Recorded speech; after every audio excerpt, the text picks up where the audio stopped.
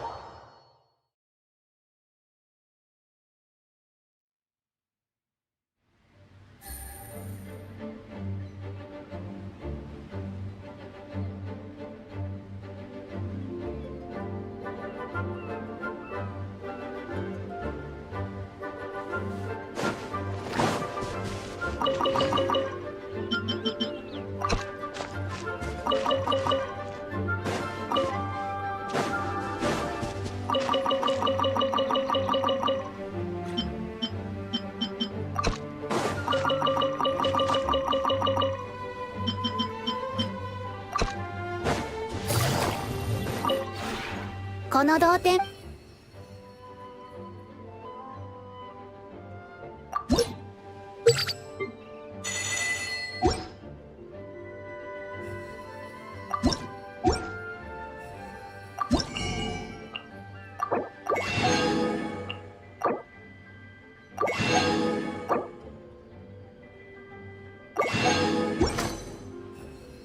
同点について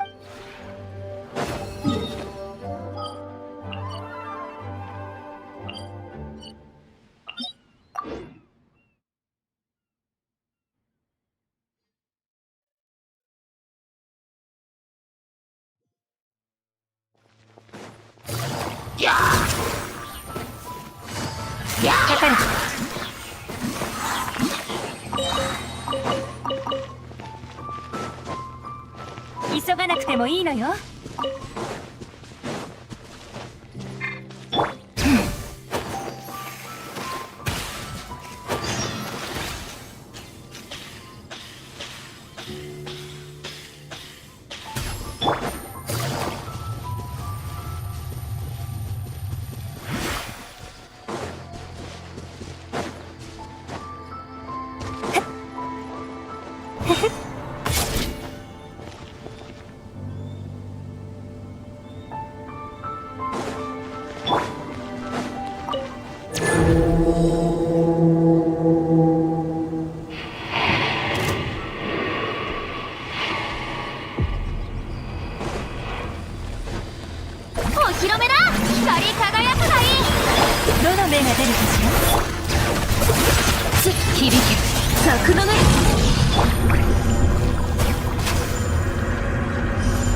急がなくてもいいのよ。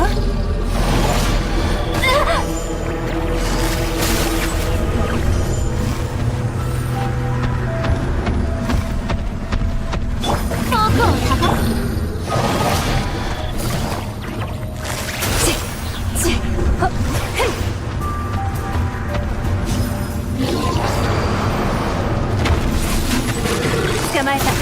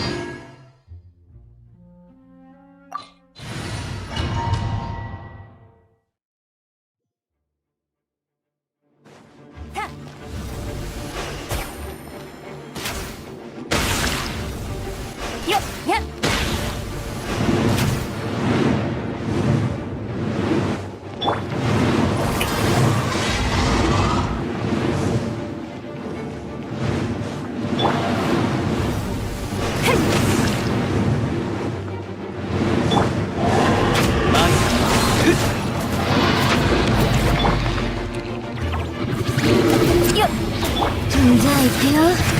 さくれ風よ。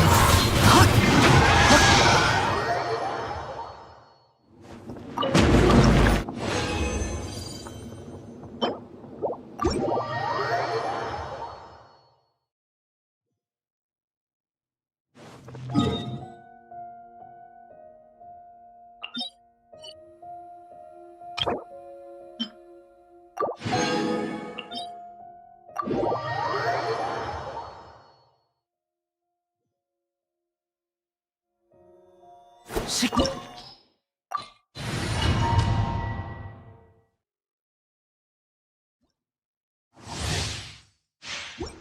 行こう。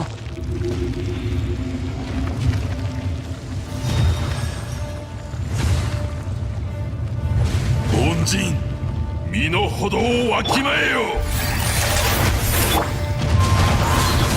痛がったように捕まえた。大地の本音は静まらぬ。風よ。はっ急がなくてもせいかかれ。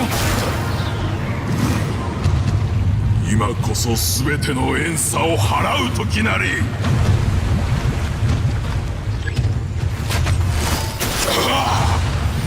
糸よ工作せよ。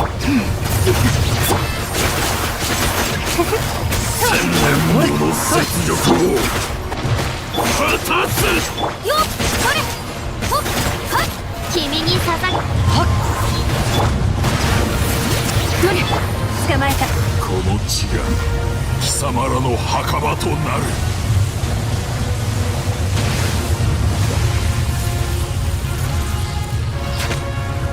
かかれ。しかとその身に受けるがよい。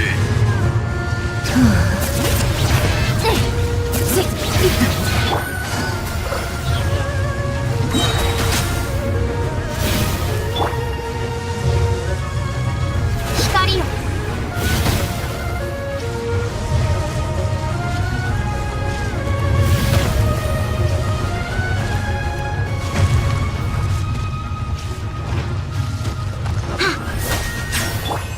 急がなくてもいいのよ。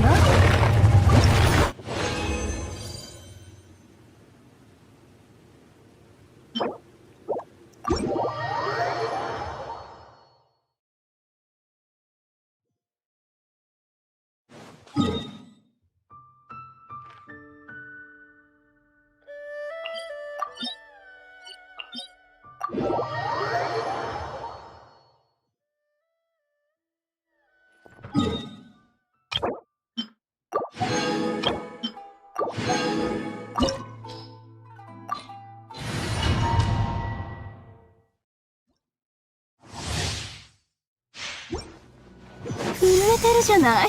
極寒のせい？それとも恐怖？どの目が出るか痛がって生意気な生意気な。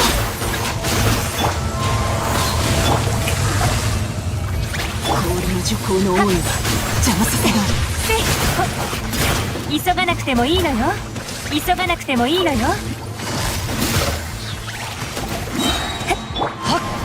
そこだ。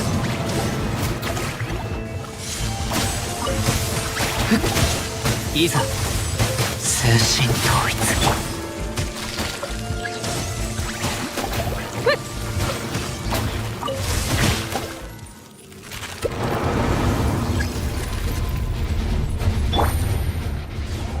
糸よ工作せよ。かかれ。こんなミスありえない。痛みよ。あんたにも。そこだ。救済はいらない。いらない。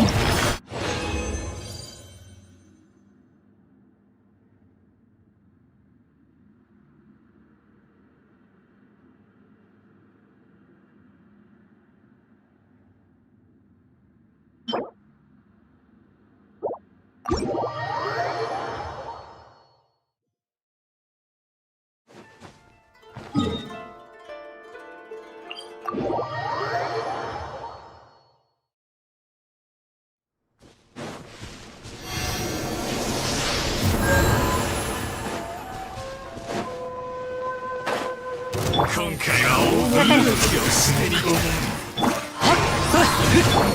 やっ無理無理よっそ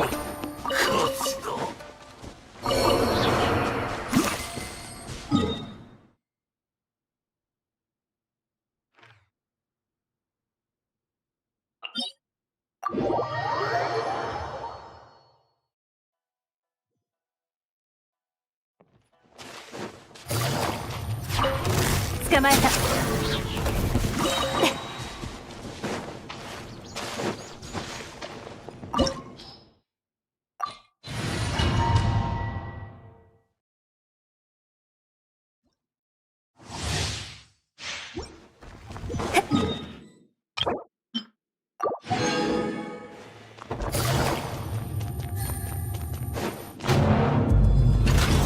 この偉大なる力は新誕のため。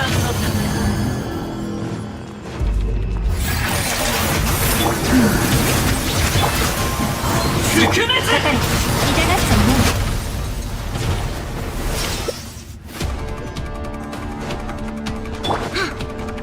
弱小万物。捕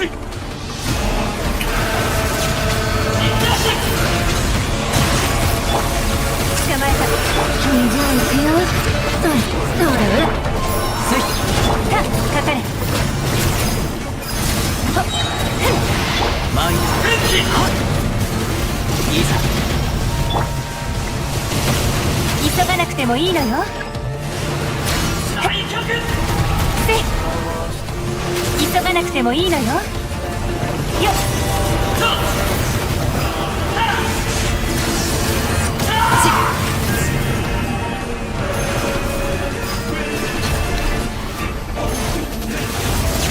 新圧。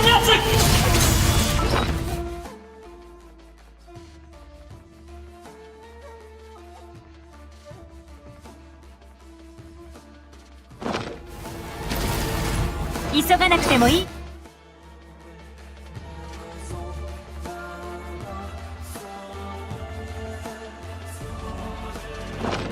重悪昇格。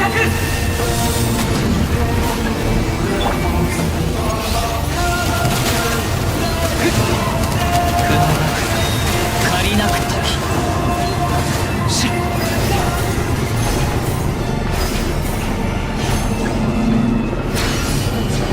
そんなはず。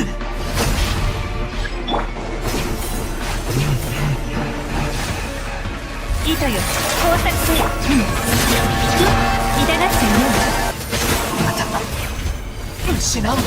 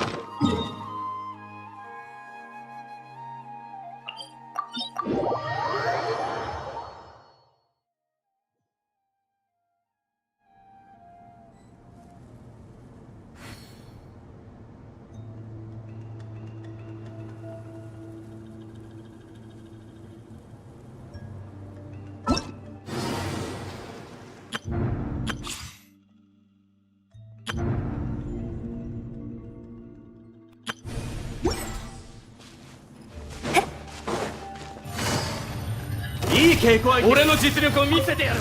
捕まえた。急がなくて行こう。はっはっ。痛がっちゃいない。はっお客さんに失礼。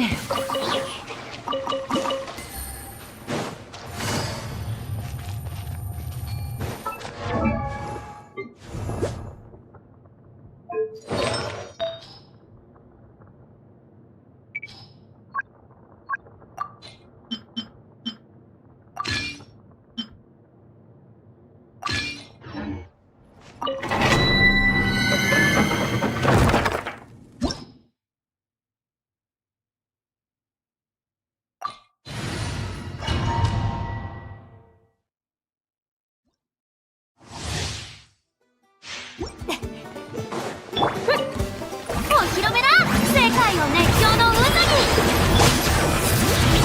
よめく進学。かかれ。捕まえた。前やっ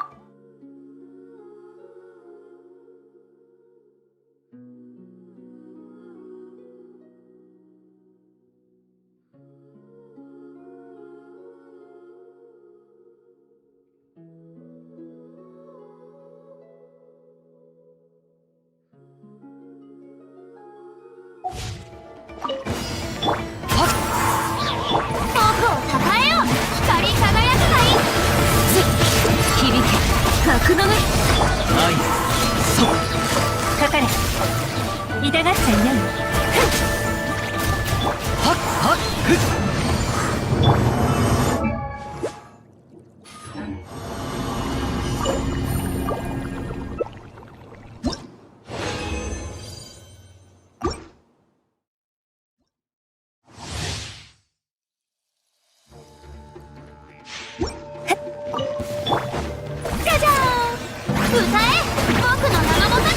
じゃあ行くよ。わけ山の地。風よ捕まえた。ほっよっ。急がなくてもいいのよ。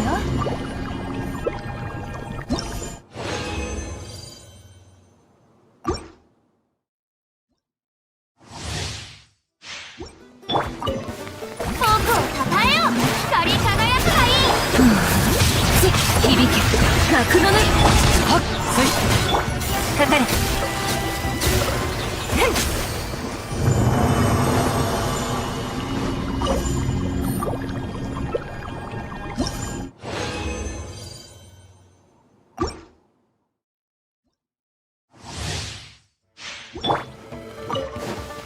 お披露目だ。歌え僕の名のもわけ山の地。はっそう痛がっちゃいないよ。捕まえた。はっふん。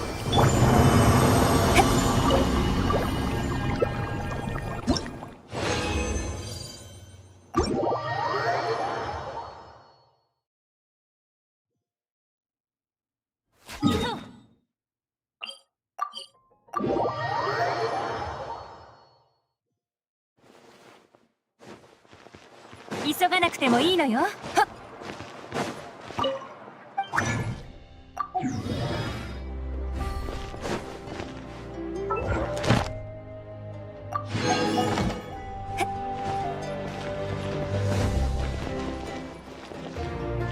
星とし無事今日の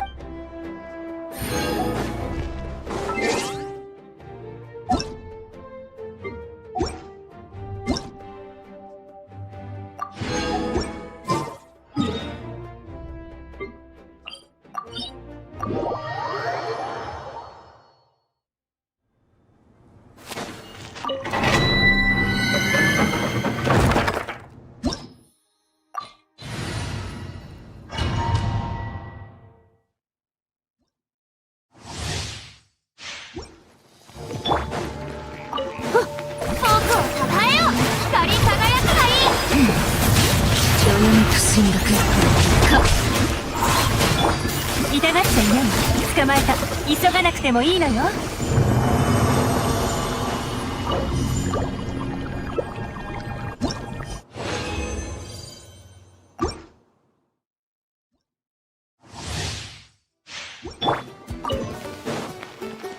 披露目だ。世界の熱狂の響け格の目。前かかれ。たふふ。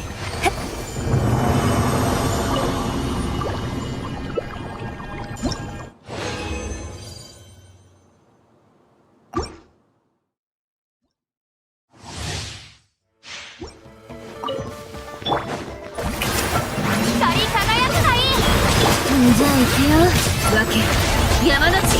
風よ。捕まえた。かかれ。急がなくてもいいのよ。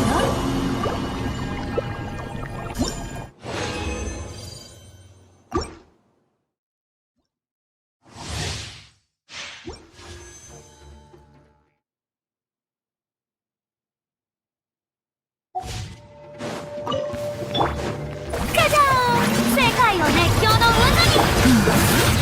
どよめく進学。マリ痛がっちゃいない。捕まえた。やっはっと。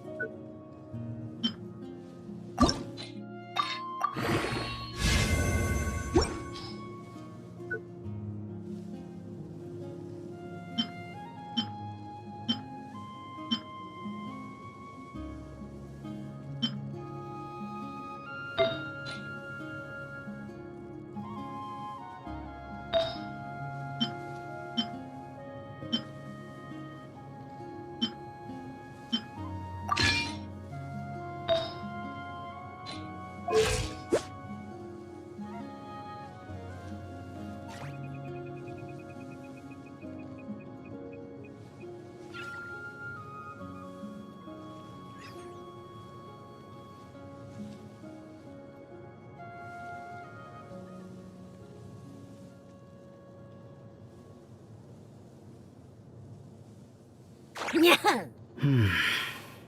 ゃにゃにゃにゃにゃにゃにゃにゃにゃ。おどどんてんてんてんてんぐるるるち。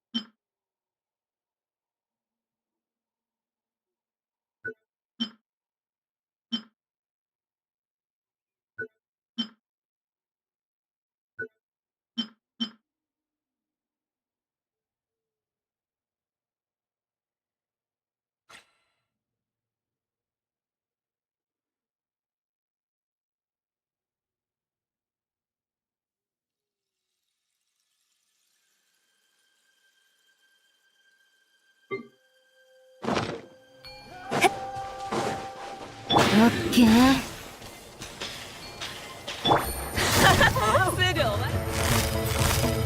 かかれ。風の赴くままに。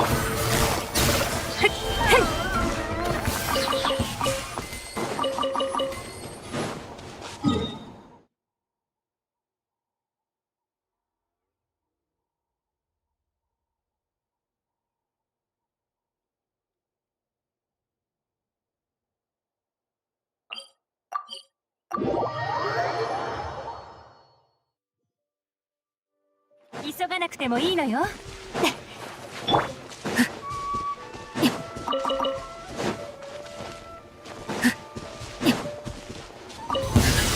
い、お前の言うせい。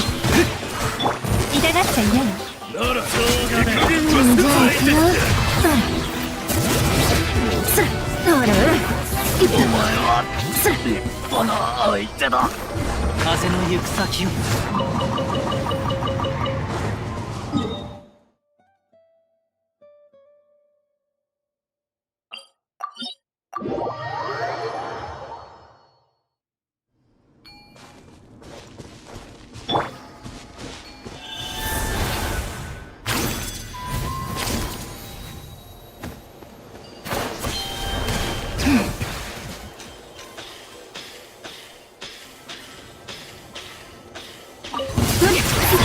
お手並み拝見といこうか。かかれ。それ。はっ。じゃあお披露目だ。遊んであげる。こちらへ。捕まえた。波が来たわよ。よっ。せい。じゃあ行くよ。風の赴くままに。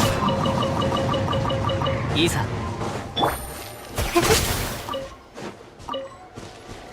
急がなくても。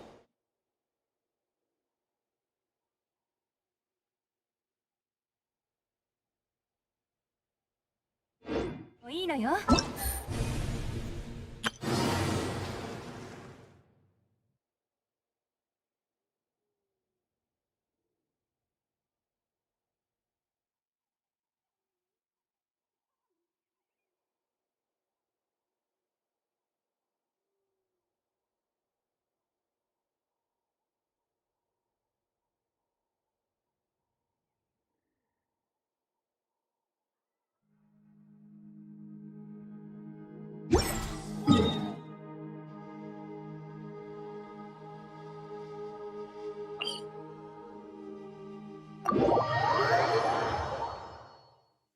また雨？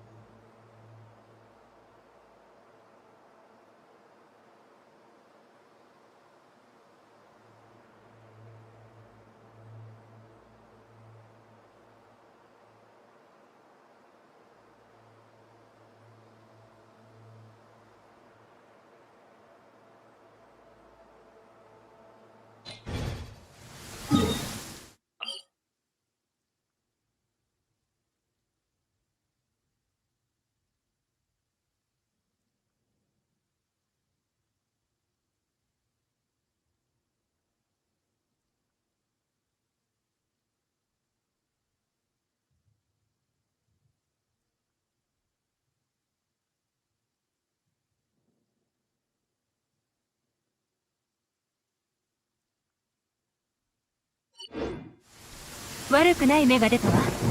今日も引き続きサボりましょう。調子が良くなったから仕事を一気に終わらせるわよ。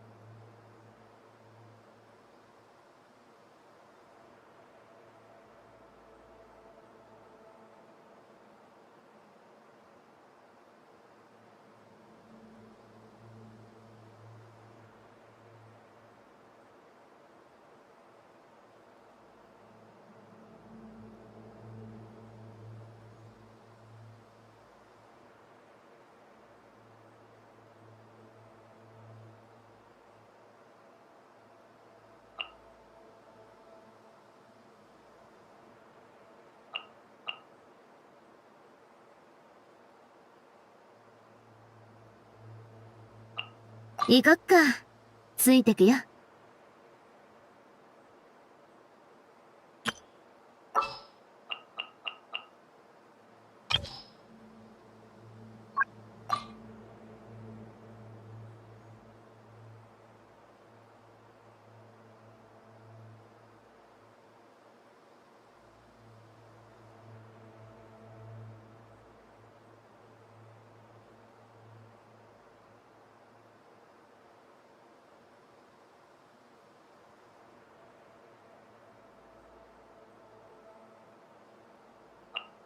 行こうか。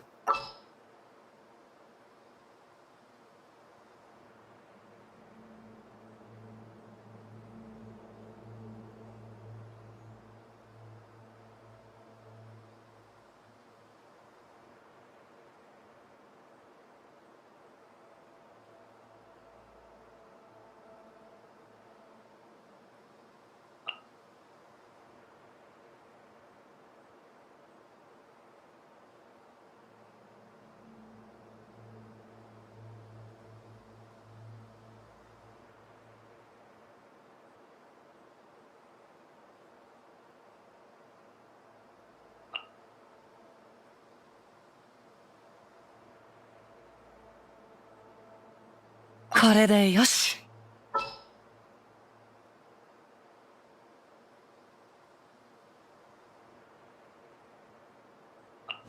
絶対に足は引っ張らない。できる限り。もう待ちきれない。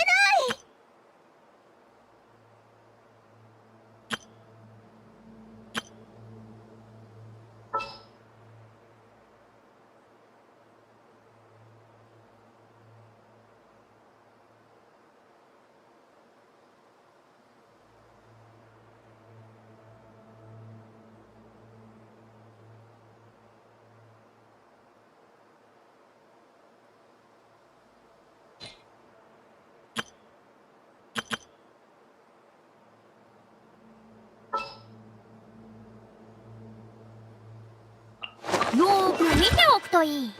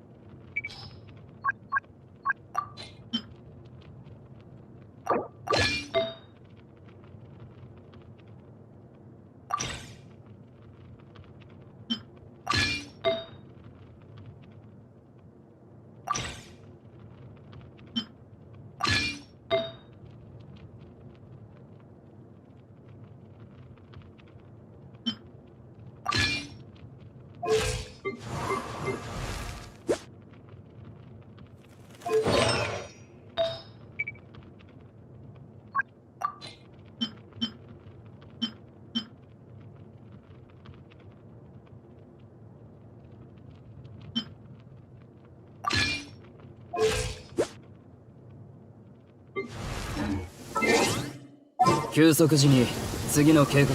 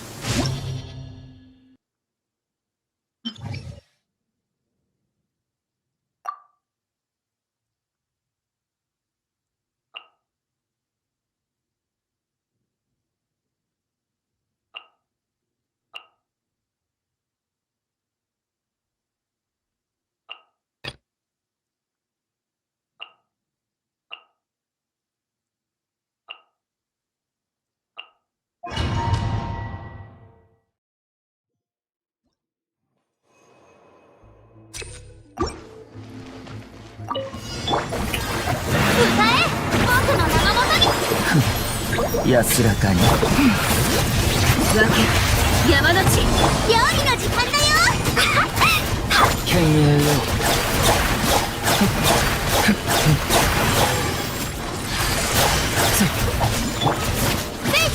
じゃじゃーん。じゃあ行くよ。熱々でしょ。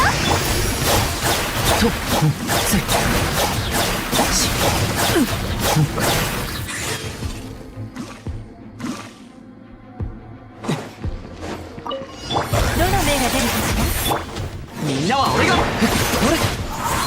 もみちを散らまく惜しみ。暁よ、ここに。やっ。はっ。はっ。やっ。つ。はっはっはっ。痛がっちゃい。せえ。そう。みんながそばに。雲がく。借りなく時。捕まえた。ダメ。終わりね。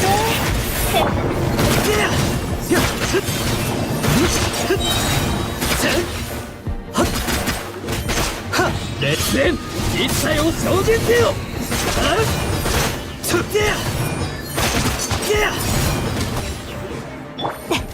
かかれ。痛がっちゃいない。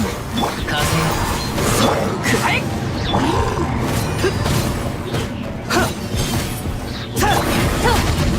捕まえた。みんなは俺が前。どの目が出るかしら。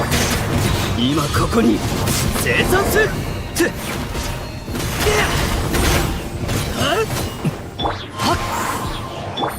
痛がっちゃいない。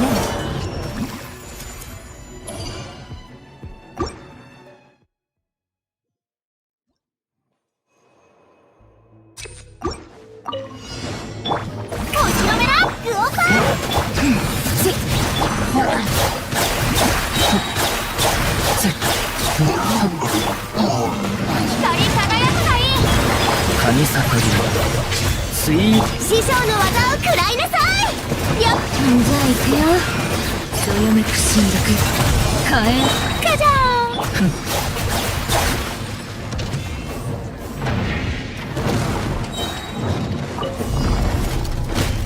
やっつ。捕まえた。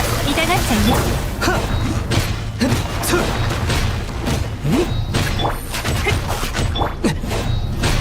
全力攻撃。もみちが散らまく惜しみ。捕まえた。終わりね。今ここに生産す。はっつ。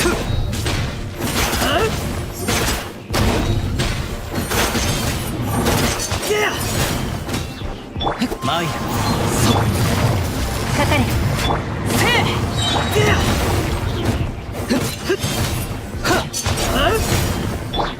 え。はっはっそれしはっよっせい。捕まえた。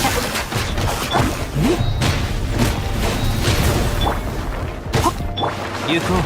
みんなは俺が風よかかれ。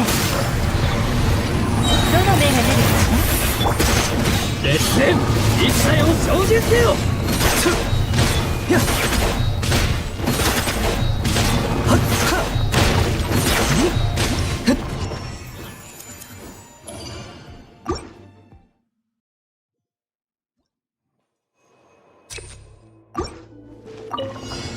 僕をたたえよ、世界の熱狂の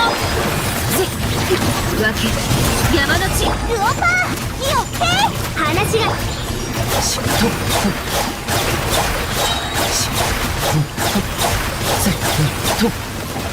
三尺の修正。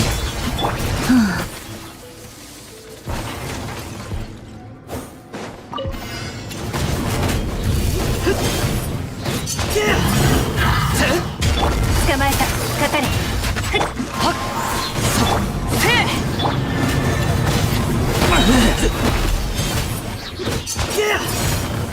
せ捕まえた。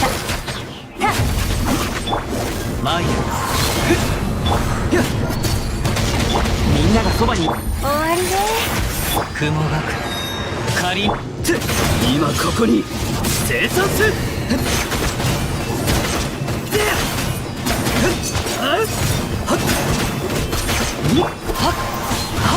かかれ。燃えろ。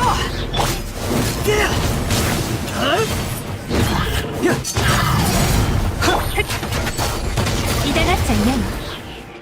風よ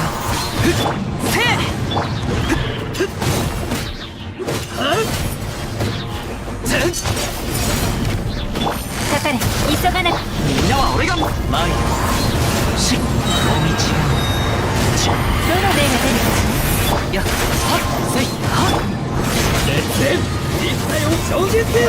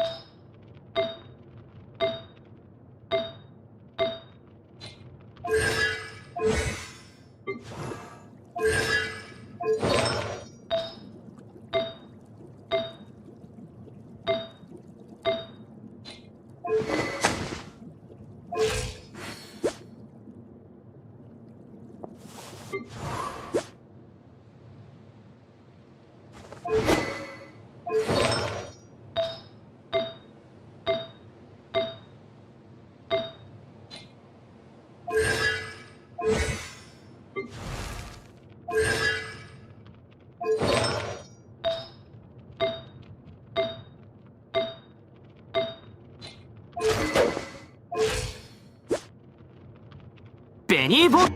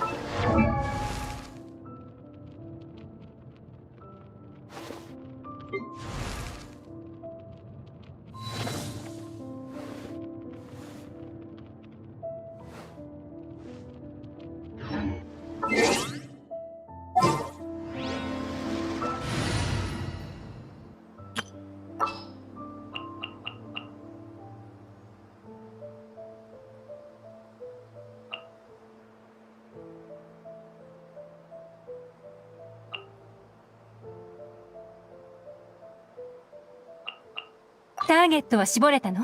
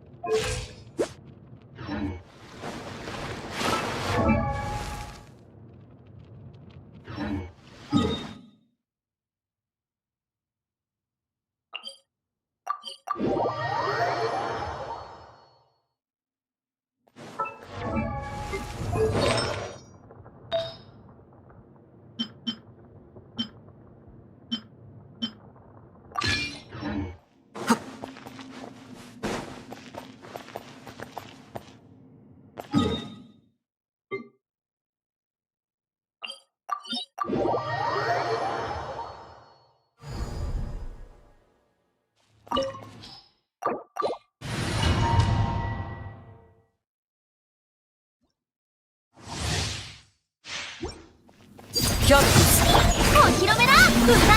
僕の何をするんだ。終わりね。撤収。滑稽だ。どよめく進学。愚かよ。浄土幻滅。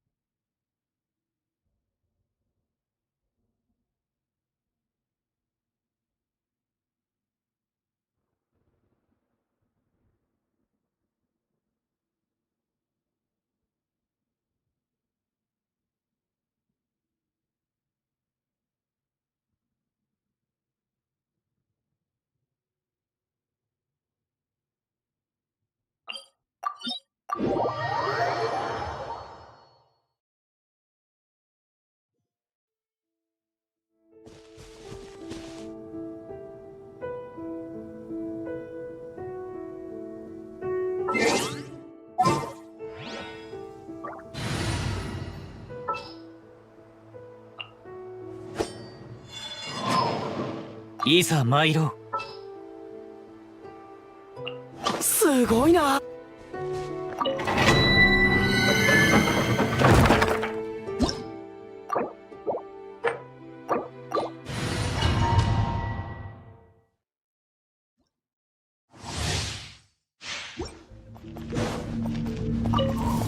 合わせしよう。風の赴くままに。よし、出発だ。じゃあ行くよ。よっとはっよっ。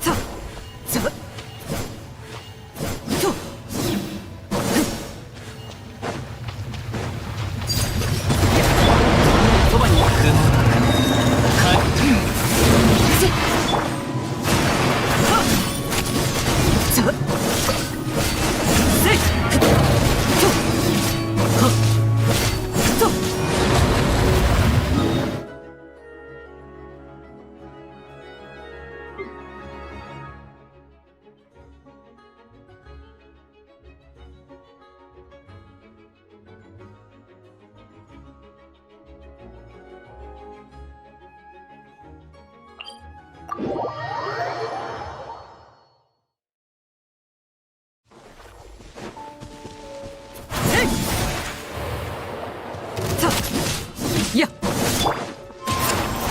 こだ。燃えろ。じゃあ行くよ。冒険だ冒険。いざ風の行く先を。とよっはっ。行こう。風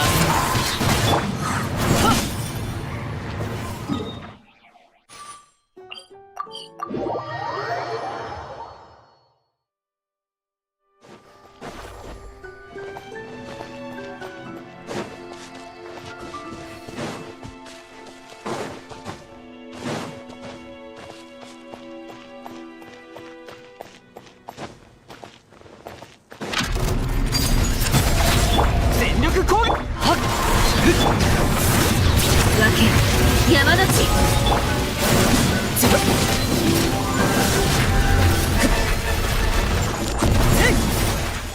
よっ。はっ。よっ。はっ。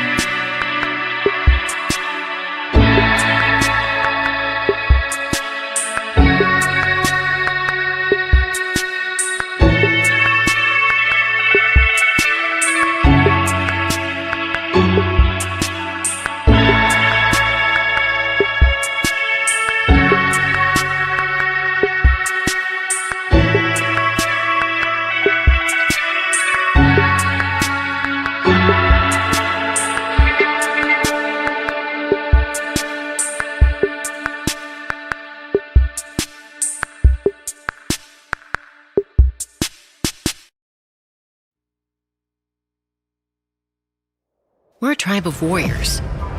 In ancient times, we were responsible for patrolling and defending all of Natlan.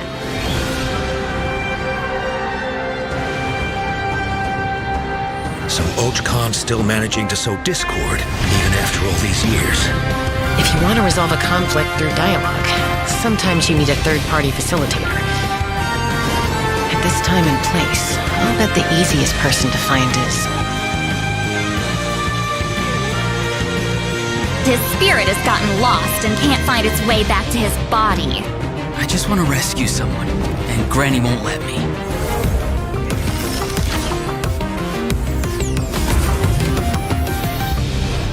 "500 years later, mystery surfaced again. I worry that we risk repeating the mistakes of the Cinder City. As long as the soul is involved, I should be able to help. Be free! Take me up!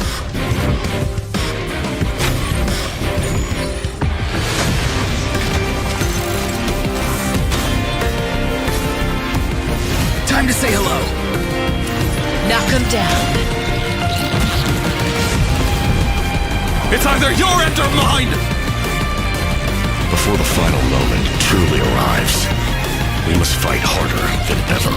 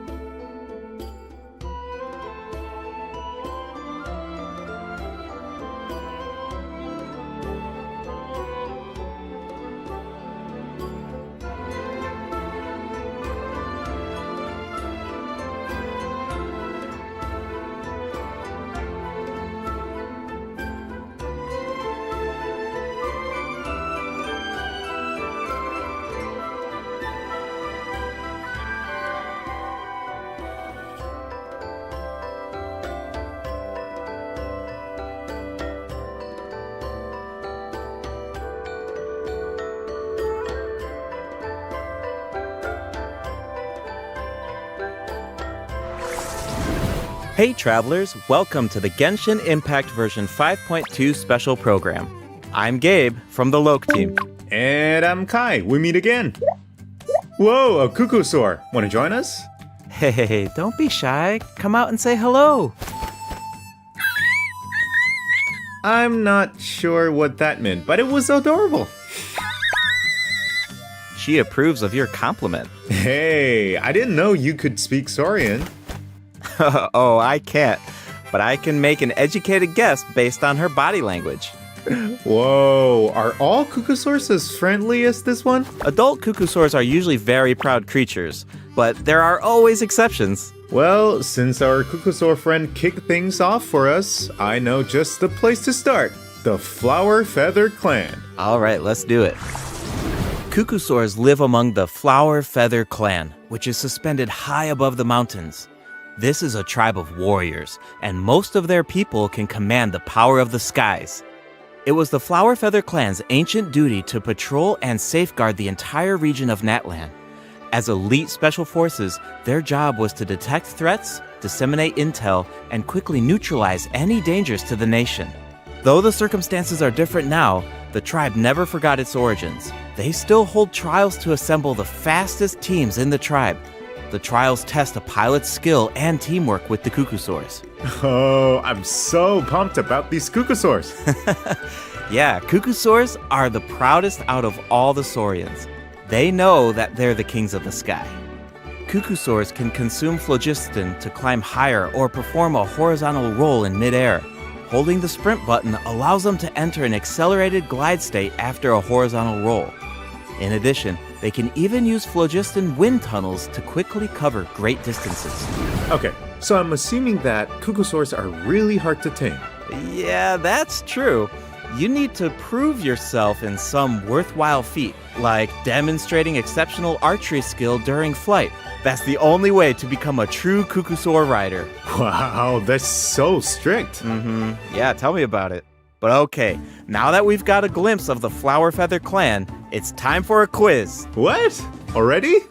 Yep, I hope you're prepared. Every tribe in Natlan has a unique way of communicating with their saurian companions. The members of the Flower Feather Clan use a special item to summon their cuckoosaurs. What is that item? A basket filled with their favorite foods? Here's a hint. We just saw the answer in the previous video. Oh, I remember now. Horn. Ding, ding, ding! Cuckoosaurs live far from the tribe and from each other, so in order to summon them, the tribe's people use whistles and horns to produce loud noises. So there's your overview of cuckoosaurs.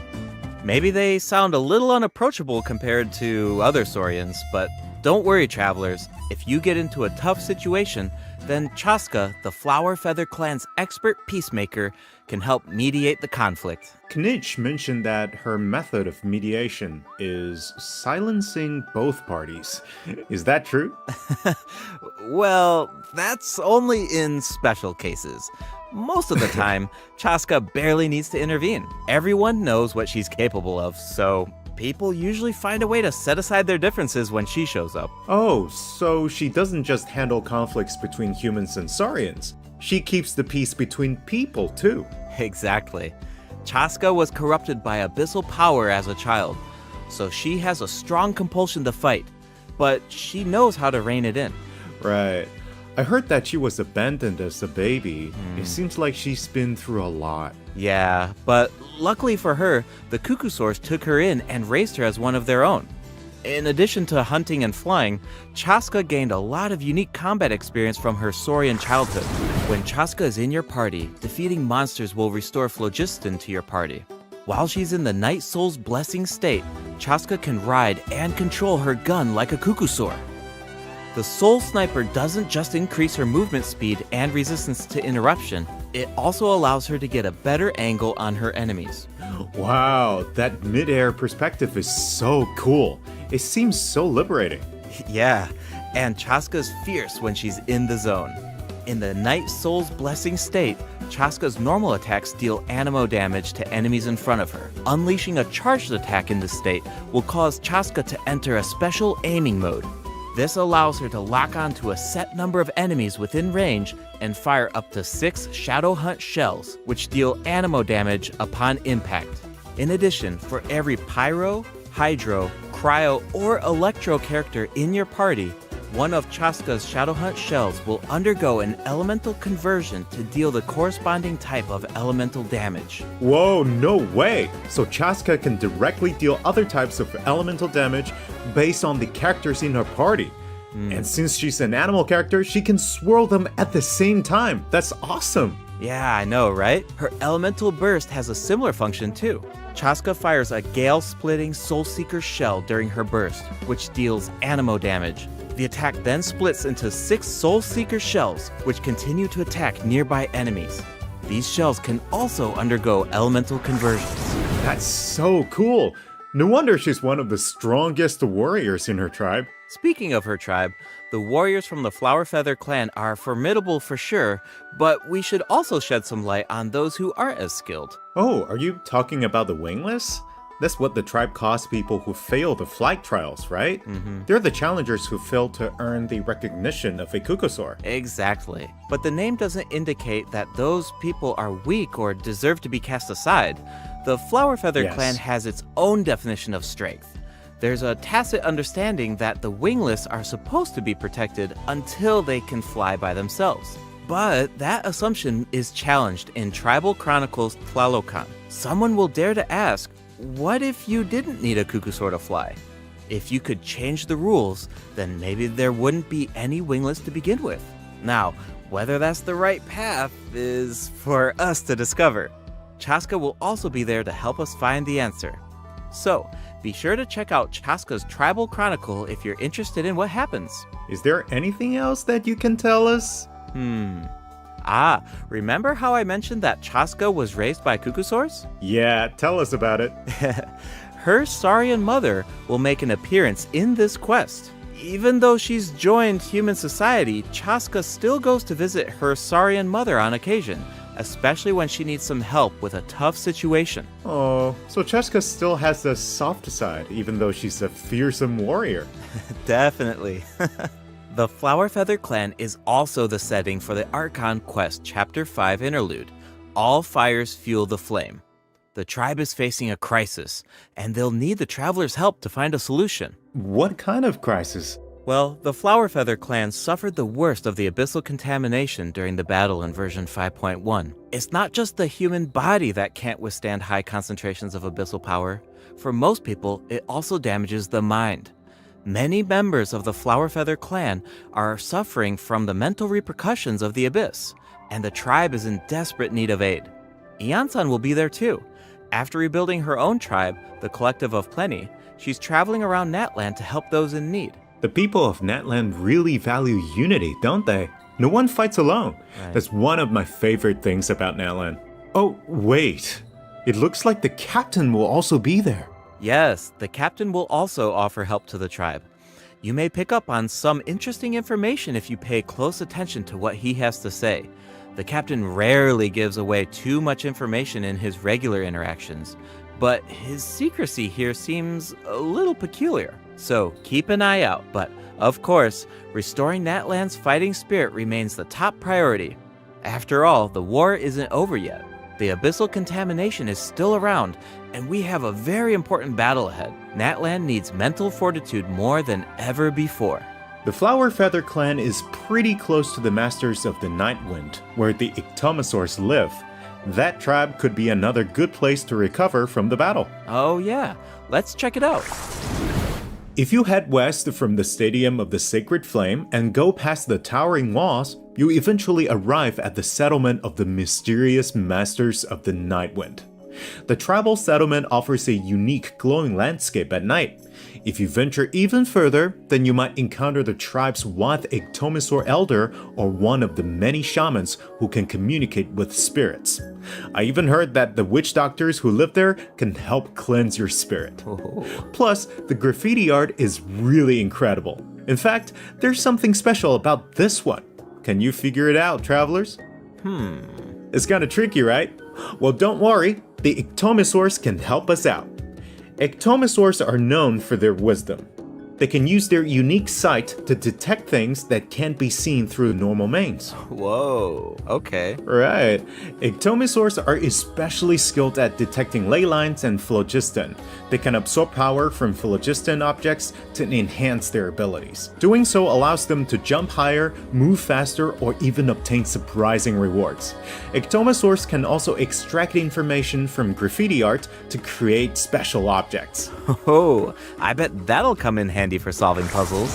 Definitely, especially in Tribal Chronicles Mictland, which will become available in version 5.2. The first 2 acts feature a lot of intriguing puzzles, so be sure to check them out, travelers. Some of them will require the help of an Ictomosaur, and others can be solved on your own. I noticed that Ictomosaurs can perform fast-paced jumps when they have enough phlogiston, and it looks like so much fun. Do we know anyone who can use that ability? Besides the new Saurian, I mean. Yes, Ororon can do it too. Like the Ictomosaurs, Ororon has the ability to rise into the air. He also has a keen sense of perception. While charging an aimed shot, Ororon will enter the Spirit Speaker state, allowing him to extract power from Natland's graffiti and runes. Speaking of Ororon, I was honestly super surprised by his personality. Before the 5.1 Archon quest, I thought that he looked like a stern, stoic, and harsh type of character. But as it turns out, he's just a sweet kid. Yeah, it's kind of unexpected, right? Is he really that sweet, though? Just to think about all the sneaking around behind his granny's back. Ah, true. The tribespeople of the Masters of the Nightwind are known for being eccentric. But Ororon really takes it to the next level. Yeah, it sounds like he does things his own way. I wonder if that extends to his combat abilities. It does. Ororon is a bit different from the Natland characters we've met so far. He doesn't need to depend on the Night Soul's Blessing state to gain Night Soul points, and he can maintain the Night Soul's Blessing state even while he's off-field. Ah, that does sound different from the other Natland characters. So how do his abilities work? Let me start by explaining how Ororon gains Night Soul points. This can happen in multiple ways. For example, Ororon can gain Night Soul points when one of his party members triggers a Night Soul burst. He can also gain them when other party members deal Hydro or Electro attacks to enemies after Ororon unleashes his elemental skill. Oh, then it sounds like he works well with Hydro and Electro characters. Yep. And in combat, when enemies take damage from electro-charged reactions or other party members deal Night Soul aligned damage, Ororon can consume Night Soul points to enter the Night Soul's Blessing state and trigger the Hypersense effect, dealing electro damage. Oh, I see. So you need to pair him with the right characters if you want him to gain Night Soul points, enter the Night Soul's Blessing state, and trigger the effect. Exactly. Though I should mention that Auroron doesn't need to be on the field to trigger the hypersense effect. Wait, he can trigger it even while he's off-field? That sounds really useful. Totally. His elemental burst provides a convenient way to deal damage and support your party. Auroron performs an ancient reach roll with his burst to summon a supersonic Oculus, which taunts nearby enemies to draw them in. Once they're up close, the Oculus releases a sound wave to deal damage. That should be great for crowd control. Yes! With Auroron in your party, dealing with large groups of enemies should be a lot easier. And speaking of making things easier, Auroron can also improve the exploration experience by boosting the gliding speed of your characters. Awesome. Auroron really cherishes his friends. With a little teamwork on his side, I'm sure victory will always be within reach. Cool. So we introduced two of the upcoming regions in this update, the Flower Feather Clan and the Masters of the Nightwind. But there's more. Version 5.2 actually introduces another new region. It's called Ochkanatlan. Oh, I think we caught a glimpse of this ancient city when we were looking at the Flower Feather Clan. It's really beautiful from far away, but those clouds look kind of ominous. It looks completely abandoned. Is it dangerous? Yes, this is a restricted area in that land due to its severe abyssal contamination, and it seems uninhabited. Over the years, many adventurers have come here in search of treasure or to slay the dragon. Unfortunately, none of them have ever returned. The Flower Feather Clan often sends riders to patrol the area and to prevent people from getting too close. Wait, did you say slay the dragon? Yeah, I know we introduced some adorable saurians earlier, but this creature is actually really terrifying. Oh. It occupies this ancient city and guards it fiercely. If it detects an intruder, then it will attack without hesitation. Okay, that's pretty concerning. It's easy to take human-saurian coexistence for granted these days, but it actually took generations of effort to reach this point. This relationship wasn't nearly so harmonious in the ancient past. Travelers will need to explore Ochkanatlan to uncover the reason behind this dragon's rampage. Of course, travelers won't have to do this alone. Here, take a look. Oh, what's that? This is a very important companion who will help us explore Ochkanatlan. His name is Kokoweek. As for his power, well, why don't you take a guess? Okay, is he our moral support? You know, maybe he could make a cute noise every now and then to cheer us up. Hey, let's not put our Tapetlosaur friend out of a job. Little one works really hard. Okay, then I've got nothing. Remember how I mentioned that Ochkanatlan is heavily corroded by the abyss? Well, that's where Kokoweek comes in. We can use his power to clear abyssal contamination. Follow the direction indicated by his light to collect secret source scraps and enhance his power. Once Kokoweek has enough power, you can take him to track down the evil dragon. What a useful little guy. I know, right? Now, travelers can explore Ochkanatlan with two companions, Kokoweek and Little One. In fact, I've heard there's even a special token around here that can enable Little One to traverse a volcano. A new adventure with Little One awaits in version 5.2. This update will bring us one step closer to uncovering the mysteries of Little One's past. Familiar saurian companions can also help us explore Ochkanatlan. For example, with the help of a Kaholasaur, we can evade source mechanism attacks. With the help of an Ikitomisaur, we can solve certain puzzles. With the help of a Kukusaur, we might even be able to chase down the evil dragon.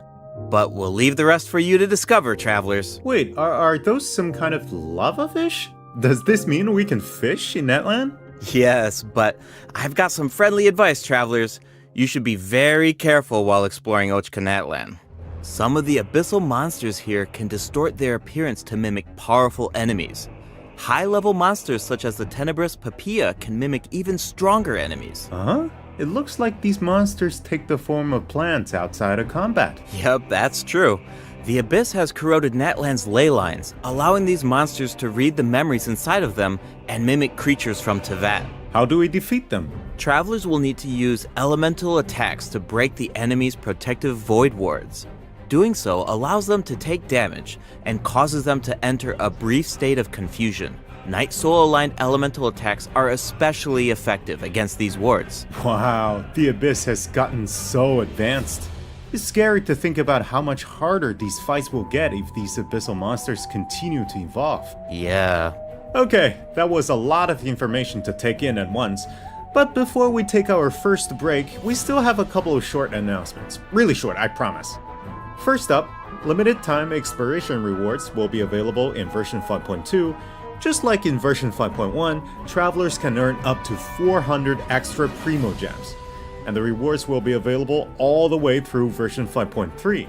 It's now time to introduce the event wishes. In the first half of version 5.2, travelers can look forward to event wishes from Chaska and Lenny. Auroron will also receive a drop rate boost. And in the second half of version 5.2, we'll have returning event wishes for Zhongli and New Villette. The weapon banner will feature a new 5-star bow, Astral Vulture's Crimson Plumage, and 2 new Natland specific 4-star weapons. Be sure to check them out if you're interested. Alright, it's time for our first break. Once we come back, we'll dive right into the event portion.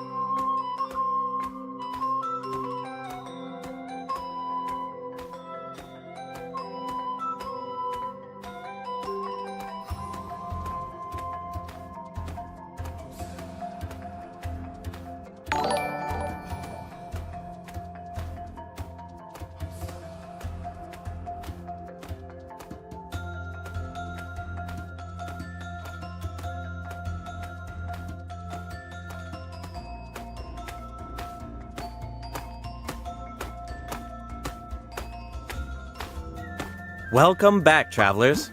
Welcome back! Let's dive straight into the event section. So in the first event, we'll get to learn more about the Masters of the Nightwind. That's right. In the version 5.2 event, Ikitomi Spirit-Seeking Scrolls, travelers will team up with Citlali and Auroron to get to the bottom of a mysterious accident that occurred within their tribe.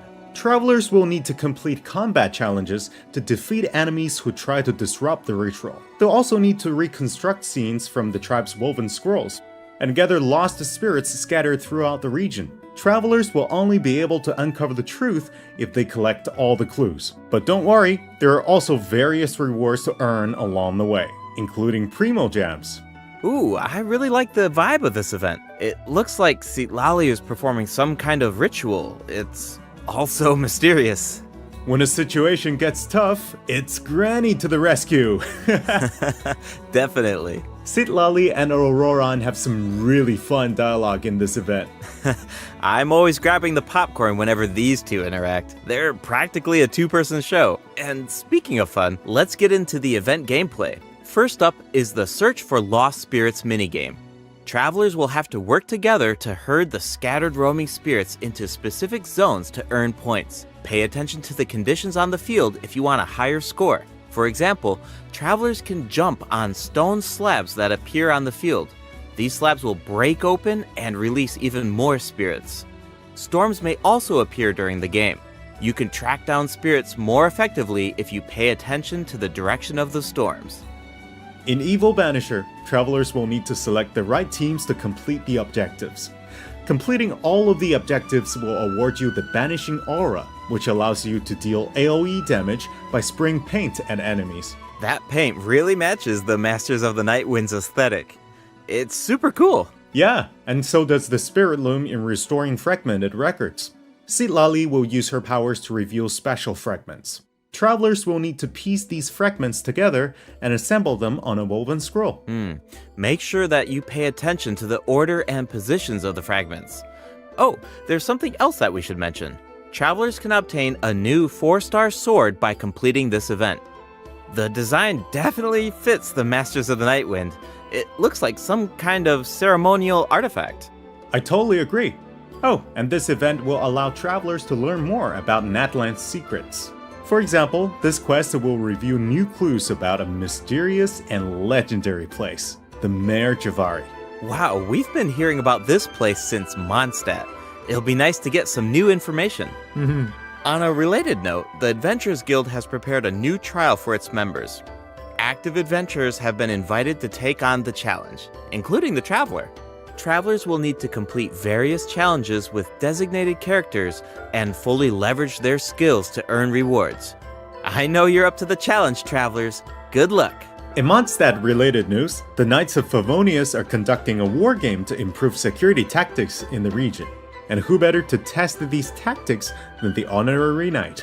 Be sure to pay close attention to the game, since the format has changed this time.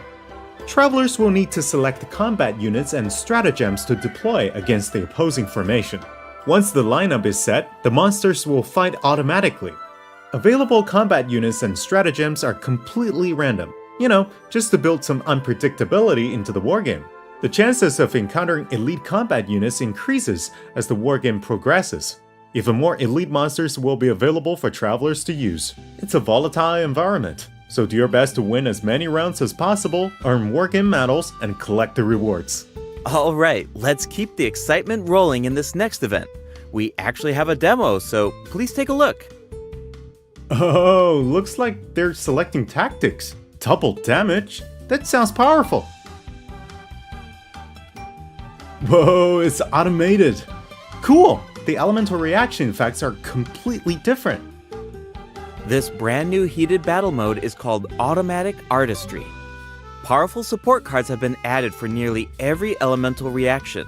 Choose cards that align with your strategies to trigger powerful elemental reactions. The effects will change depending on how you play. In addition, the overall gameplay is very laid back. Characters will automatically duel each other, and skill animations are now shorter in length. Wow, it's like we got a whole new Genius Invocation TCG after coming back from Natland. Talk about whiplash. That's right. Even if you've never played Genius Invocation before, I really recommend checking out this new gameplay mode in version 5.2.